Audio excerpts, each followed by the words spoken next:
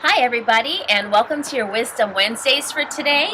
I am Patrina Wisdom, your Fresh Start Specialist and Authentic Living and Leadership Coach, and I'm so happy you decided to join me today. I decided today it's a really nice morning, and I'll sit outside, and today we're talking about self-care. That's what this series is about. And self-care could be as simple as choosing to sit on your balcony and have tea and just take a few minutes for yourself. So, with that said, the quote for this month is that you are your most valuable asset. Honoring yourself is honoring God. And we're going to talk about awakening sacred self care. Here we go. So, our first tip for today is stop making things more difficult than they need to be. It's not as hard as you make it. Stop creating burdens when burdens don't exist. You're creating unnecessary drama, hardship, and frustration when you know that you're tired but you don't sleep. Or you know that your children and your spouse are driving you crazy but you don't take a break from them. That's not good self-care. And I know that sometimes, especially us as women, there's oftentimes that we are feeling dishonored and we won't speak up. We won't say anything. But not only do we not speak up, but we start to build resentment towards the person who's making us feel dishonored. And that's not sacred self-care. So what we need to do is stop and make a new decision, right? Take the awareness, accept and embrace the fact that we feel dishonored, identify that feeling, and then address the person who's making us feel dishonored. Quite honestly, a lot of times it's ourselves dishonoring. It's us as dishonoring ourselves that causes those feelings of frustration, anger, and resentment. So stop. Point number 2 for today is honor yourself as you would honor God. See, let go of the guilt attached to taking care of you.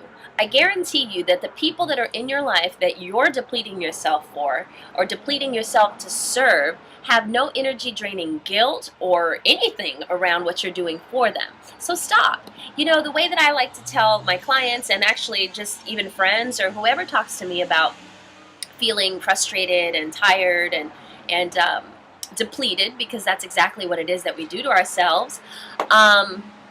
I tell them that you have to treat yourself as if God were living inside of you, that you are the body in which God lives, and that you have to glorify Him and honor Him by taking care of His house. Yeah. So my last point for today, the powerful tip for awakening sacred self-care, is to stop seeking explanation, reward, or praise. See, sometimes being a caretaker becomes addicting. It feeds our egos and it secures our spots or our roles as a victim or a martyr, right? So we really need to get out of the habit of just looking for that praise, I suppose. Or when it comes to explanation, a lot of times we have specific ways that we feel like we should be treated, but rather than accepting that the way that the person is treating you or talking to you is just how it is, how they are, what they know, and trying to maybe teach them how to treat you.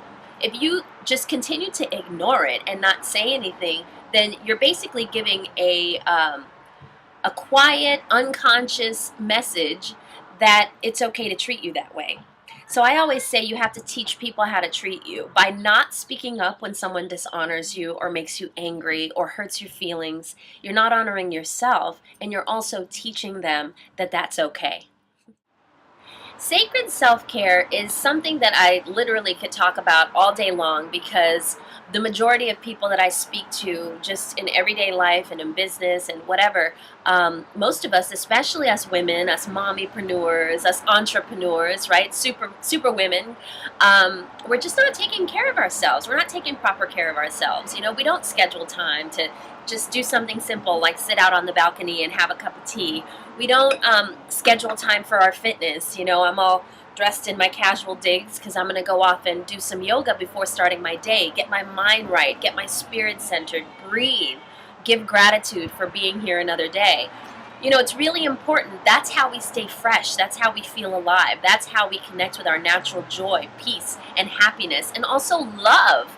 And so I say it all the time that you can't expect to attract these things if you're not in that space, if you're not consistently feeling happy and joyful and energetic. So like I said, I love to talk about this stuff, but more importantly, I want to help you get to where you need to go. So I'm not going to give a lot of details today, but I want you to save the date of July 20th and 21st, 2013. No matter where you are in the world, I'm telling you now, I'm giving you notice that I am going to be hosting a sacred self-care retreat here in beautiful San Diego. And I want to invite you out. It's going to be a 2-day event, hands-on, bring your casual clothes. We're going to move. We're going to do some teaching and learning. We're going to do some interactive exercises. We're going to take a walk on the beach. The resort that I'm hosting this at is right on the beach. It's so cleansing, so peaceful and serene. And you deserve it. More importantly, you deserve it. And so I really want you to save the date, July 20th and 21st for my sacred self-care retreat. And I'm going to give more details, but if you know that you're interested, I want you to email me at coaching@patrinawisdom.com so that I can put you on the list. It's going to be a very intimate group, maybe 25, 30 people tops. So if you know you need this, you know you want to be there, and you're available on July 20th and 21st, please email me, coaching@patrinawisdom.com. I'll release more details later. And until we meet again, like me on Facebook, follow me on Twitter, Patrina Wisdom, Patrina McDonald. And, I love you. Make it a great day. See you next week.